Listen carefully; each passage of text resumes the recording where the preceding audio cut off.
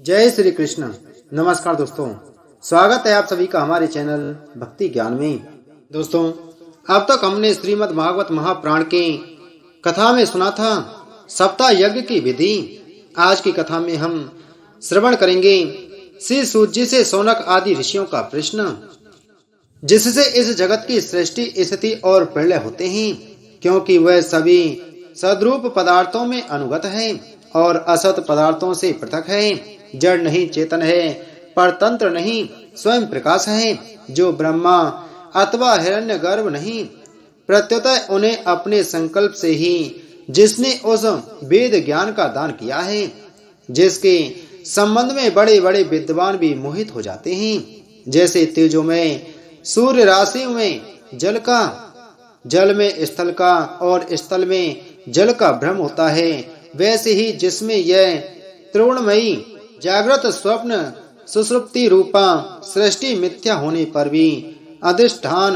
सत्ता से सत्य व्रत प्रतीत हो रही है, उस अपनी स्वयं प्रकाश ज्योति से सर्वदा और सर्वथा माया और माया कार्य से पूर्णतः मुक्त रहने वाले परम सत्य रूप परमात्मा का हम ध्यान करते हैं। महामुनि व्यासदेव के द्वारा निर्मित इस श्रीमद् भागवत महापुराण में मोक्ष पर्यंत फल की कामना से रहित परम धर्म का निरूपण हुआ है। इसमें शुद्ध अंतःकरण सत्पुरुषों के जानने योग्य उस वास्तविक वस्तु परमात्मा का निरूपण हुआ है, जो तीनों तापों का जड़ से नाश करने वाली और परम कल्याण देने वाली है। अब और किसी साधन या शास्त्र से क्या प्रयोजन? जिस समय भी सुकृति पुरुष इसके श्रवण की इच्छा करते हैं, ईश्वर उसी समय अविलंब उनके हृदय में आकर बंदी बन जाता है। रस के मर्मज्ञ भक्तजन, यह श्रीमद् भागवत वेद रूप कल्प वृक्ष का पका हुआ फल है। श्री सुखदेव रूप तोते के मुख का संबंध हो जाने से यह परमानंदमयी सुधा से परिपूर्ण हो गया है। इस फल में छिलका, गुठली आदि त्याज्य अंश तनिक भी नहीं है। यह मूर्तिमान रस है। जब तक शरीर में चेतना रहे तब तक इस दिव्य भगवत रस का निरंतर बार बार पान करते रहो। यह पृथ्वी पर ही सुलभ है। एक बार भगवान विष्णु एवं देवताओं के परम पुण्य में क्षेत्र नेमि सारण में शौनक आदि ऋषियों ने भगवत प्राप्ति की इच्छा से सहस्त्र वर्षों में पूरे होने वाली एक महान यज्ञ का अनुष्ठान किया। एक दिन उन लोगों ने प्रातःकाल अग्निहोत्र आदि नित्य कृत्यों से निवृत्त होकर सूत जी का पूजन किया और उन्हें ऊंचे आसन पर बैठाकर बड़े आदर से यह प्रश्न किया। ऋषियों ने कहा, सूत जी, आप निष्पाप हैं। आपने समस्त इतिहास, पुराण और धर्म शास्त्रों का विधि पूर्वक अध्ययन किया है तथा उनकी भली भांति व्याख्या भी की है। वेद वेत्ताओं में श्रेष्ठ भगवान बादरायण ने एवं भगवान के सगुण निर्गुण रूप को जानने वाली दूसरे मुनियों ने जो कुछ जाना है, उन्हें जिन विषयों का ज्ञान है, वह सब आप वास्तविक रूप से जानते हैं। आपका हृदय बड़ा ही सरल और शुद्ध है। इसी से आप उनकी कृपा और अनुग्रह के पात्र हुए हैं। गुरुजन अपने प्रेमी शिष्यों को गुप्त से गुप्त बात भी बता दिया करते हैं। आयुष्मान, आप कृपा करके ये बतलाइए कि उन सब शास्त्रों, पुराणों और गुरुजनों के उपदेशों में कलयुगी जीवों के परम कल्याण का सहज साधन आपने क्या निश्चय किया है? आप संत समाज के भूषण हैं। इस कलयुग में प्राय लोगों की आयु कम हो गई है। साधन करने में लोगों की रुचि और प्रवृत्ति भी नहीं है। लोग आलसी हो गए हैं। आपका भाग्य तो मंद है ही, समझ भी थोड़ी है। इसके साथ ही वे नाना प्रकार की विघ्न बाधाओं से घिरे हुए भी रहते हैं। शास्त्र भी बहुत से हैं, परंतु उनमें एक निश्चित साधन का नहीं, अनेक प्रकार के कर्मों का वर्णन है। साथ ही वे इतने बड़े हैं कि उनका एक अंश सुनना भी कठिन है। आप परोपकारी हैं। अपनी बुद्धि से उनका सार निकालकर प्राणियों के परम कल्याण के लिए हम श्रद्धालुओं को सुनाइए, जिससे हमारे अंतःकरण की शुद्धि प्राप्त हो। प्यारे सूत जी, आपका कल्याण हो। आप तो जानते ही हैं कि यदुवंशियों के रक्षक भक्त वत्सल भगवान श्री कृष्ण वसुदेव की धर्म पत्नी देवकी के गर्भ से क्या करने की इच्छा से अवतीर्ण हुए थे।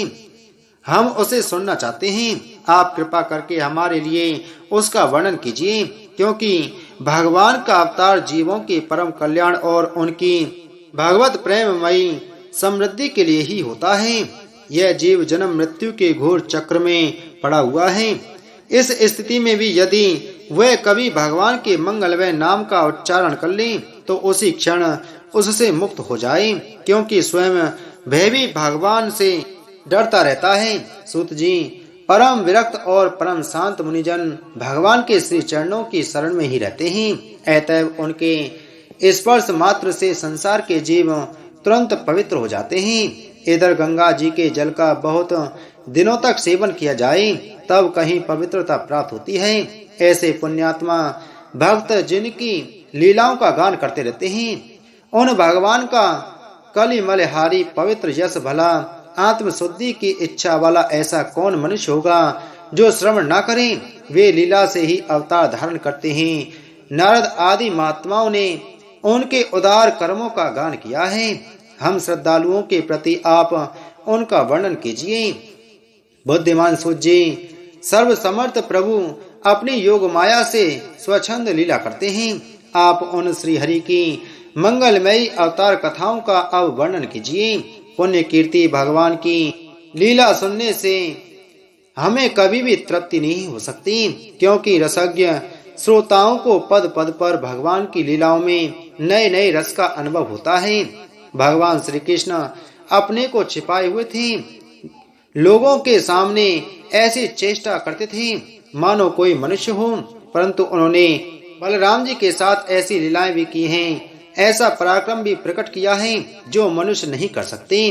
कलयुग को आया जानकर इस वैष्णव क्षेत्र में हम दीर्घकालीन सत्र का संकल्प करके बैठे हैं। श्री हरि की कथा सुनने के लिए हमें अवकाश प्राप्त है। यह कलयुग अंतःकरण की पवित्रता और शक्ति का नाश करने वाला है। इससे पार पाना कठिन है। जैसे समुद्र से पार जाने वाले को कर्णधार मिल जाए, उसी प्रकार इससे पार पाने की इच्छा रखने वाले हम लोगों से ब्रह्मा ने आपको मिलाया है।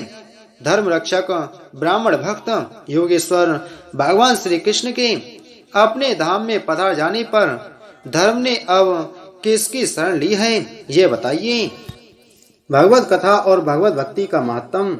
श्री व्यासी कहते हैं, सौनक आदि ब्रह्मवादी ऋषियों के ये प्रश्न सुनकर रोमहर्षण के पुत्र उग्रश्रवा को बड़ा ही आनंद हुआ। उन्होंने ऋषियों के इस मंगलमय प्रश्न का अभिनंदन करके कहना आरंभ किया। सूत जी ने कहा, जिस समय श्री सुखदेव जी का यज्ञोपवीत संस्कार भी नहीं हुआ था, सूत्रालौकिक वैदिक कर्मों के अनुष्ठान का अवसर भी नहीं आया था, उन्हें अकेले ही संन्यास लेने के उद्देश्य से जाते देखकर उनके पिता व्यास जी विरह से कातर होकर पुकारने लगे, बेटा बेटा। उस समय तन्मय होने के कारण श्री सुखदेव जी की ओर से वृक्षों ने उत्तर दिया, ऐसे सबके हृदय में विराजमान श्री सुखदेव मुनि को मैं नमस्कार करता हूँ। यह श्रीमद् भागवत अत्यंत गोपनीय रहस्यात्मक पुराण है। यह भागवत स्वरूप का अनुभव कराने वाला और समस्त वेदों का सार है। संसार में फंसे हुए जो लोग इस घोर अज्ञान अंधकार से पार जाना चाहते हैं, उनके लिए आध्यात्मिक तत्वों को प्रकाशित करने वाला यह एक अद्वितीय दीपक है। वास्तव में उन्हीं पर करुणा करके बड़े बड़े मुनियों के आचार्य श्री सुखदेव जी ने इसका वर्णन किया है। मैं उनकी शरण ग्रहण करता हूँ। मनुष्यों में सर्वश्रेष्ठ भगवान के अवतार नर नारायण ऋषियों को, सरस्वती देवी को और श्री व्यास देव जी को नमस्कार करके तब संसार और अंतःकरण के समस्त विकारों पर विजय प्राप्त कराने वाले इस श्रीमद् भागवत महापुराण का पाठ करना चाहिए। ऋषियों, आपने संपूर्ण विश्व के कल्याण के लिए यह बहुत सुंदर प्रश्न किया है, क्योंकि यह प्रश्न श्री कृष्ण के संबंध में है और इससे भली भांति आत्मशुद्धि हो जाती है। मनुष्यों के लिए सर्वश्रेष्ठ धर्म वही है जिससे भगवान श्री कृष्ण में भक्ति हो। भक्ति भी ऐसी जिसमें किसी प्रकार की कामना न हो और जो नित्य निरंतर बनी रहे। ऐसी भक्ति से हृदय आनंद स्वरूप परमात्मा की उपलब्धि करके कृत्य कृत्य हो जाता है। भगवान श्री कृष्ण में भक्ति होते ही, अनन्य प्रेम से उनमें चित्त जोड़ते ही निष्काम ज्ञान और वैराग्य का आविर्भाव हो जाता है। धर्म का ठीक ठीक अनुष्ठान करने पर भी यदि मनुष्य के हृदय में भगवान की लीला कथाओं के प्रति अनुराग का उदय न हो तो वह निराश्रम ही श्रम है। धर्म का फल है मोक्ष, उसकी सार्थकता अर्थ प्राप्ति में नहीं है। अर्थ केवल धर्म के लिए है, भोग विलास उसका फल नहीं माना गया है। भोग विलास का फल इंद्रियों को तृप्त करना नहीं है, उसका प्रयोजन है केवल जीवन निर्वाह। जीवन का फल भी तत्व जिज्ञासा है। बहुत कर्म करके स्वर्ग आदि प्राप्त करना उसका फल नहीं है। तत्ववेता लोग ज्ञाता और ज्ञेय के भेद से रहित अखंड अद्वितीय सच्चिदानंद स्वरूप ज्ञान को ही तत्व कहते हैं। उसी को कोई ब्रह्म, कोई परमात्मा और कोई भगवान के नाम से पुकारते हैं। श्रद्धालु मुनिजन भागवत श्रवण से प्राप्त ज्ञान वैराग्य युक्त भक्ति से अपने हृदय में उस परम तत्व रूप परमात्मा का अनुभव करते हैं।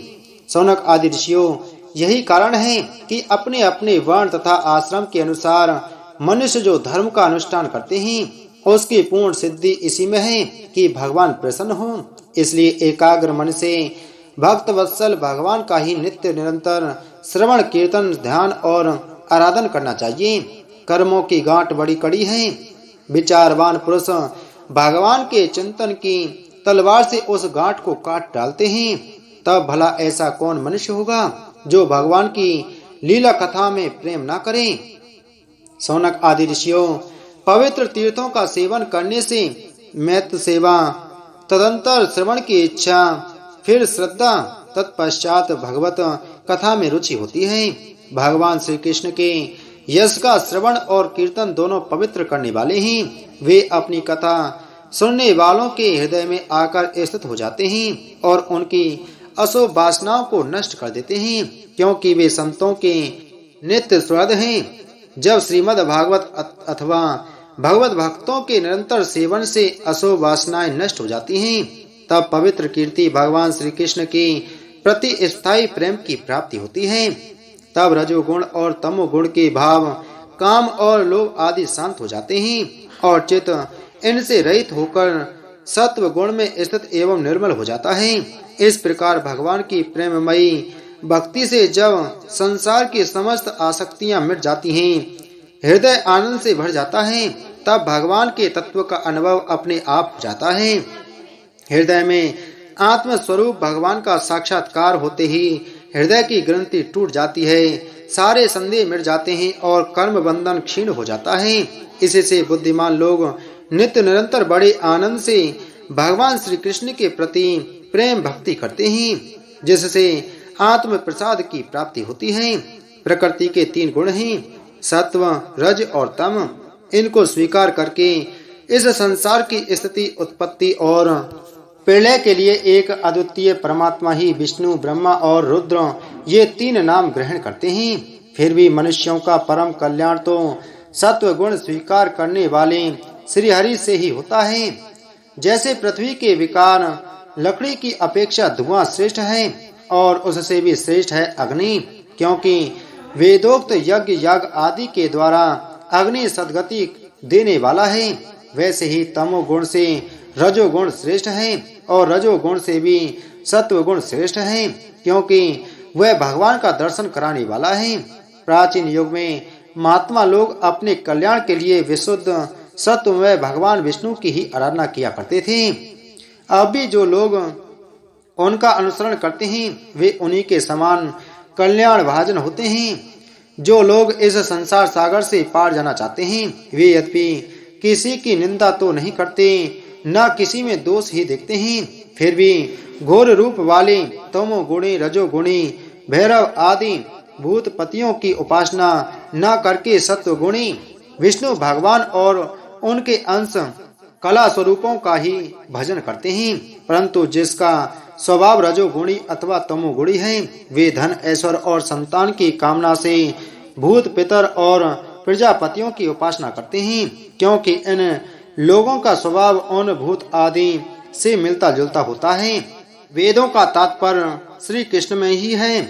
यज्ञों के उद्देश्य श्री कृष्ण ही हैं। योग श्री कृष्ण के लिए ही किए जाते हैं और समस्त कर्मों की परिसमाप्ति श्री कृष्ण में ही है। ज्ञान से ब्रह्म स्वरूप श्री कृष्ण की ही प्राप्ति होती है। ज्ञान से ब्रह्म स्वरूप श्री कृष्ण की ही प्राप्ति होती है। तपस्या श्री कृष्ण की प्रसन्नता के लिए ही की जाती है। श्री कृष्ण के लिए ही धर्मों का अनुष्ठान होता है और सब गतियां श्री कृष्ण में ही समा जाती हैं। यद्यपि भगवान श्री कृष्ण प्रकृति और उसके गुणों से अतीत हैं, फिर भी अपनी गुणमयी माया से जो प्रपंच की दृष्टि से है और तत्व की दृष्टि से नहीं है, उन्होंने ही स्वर्ग के आदि में इस संसार की रचना की है। ये सत्व, रज और तम तीनों गुण उसी माया के विलास हैं। इनके भीतर रहकर भगवान इनसे युक्त शरीर के मालूम पड़ते हैं। वास्तव में तो वे परिपूर्ण विज्ञान आनंद घन हैं। अग्नि तो वस्तुतः एक ही है, परंतु जब वह अनेक प्रकार की लकड़ियों में प्रकट होती है तब अनेक सी मालूम पड़ती है। वैसे ही सबके आत्म रूप भगवान तो एक ही हैं, परंतु प्राणियों की अनेकता से अनेक जैसे जान पड़ते हैं। भगवान ही सूक्ष्म भूत, तन्मात्रा, इंद्रिय तथा अंतःकरण आदि गुणों के विकार भूत भावों के द्वारा नाना प्रकार की योनियों का निर्माण करते हैं और उनमें भिन्न भिन्न जीवों के रूप में प्रवेश करके उन योनियों के अनुरूप विषयों का उपभोग करते कराते हैं। वे ही संपूर्ण लोकों की रचना करते हैं और देवता, पशु, पक्षी, मनुष्य आदि योनियों में लीला अवतार ग्रहण करके सत्व गुण के द्वारा जीवों का पालन पोषण करते हैं। बोलो श्रीमद् भागवत महापुराण की जय। बोलो श्री कृष्ण चंद्र भगवान की जय।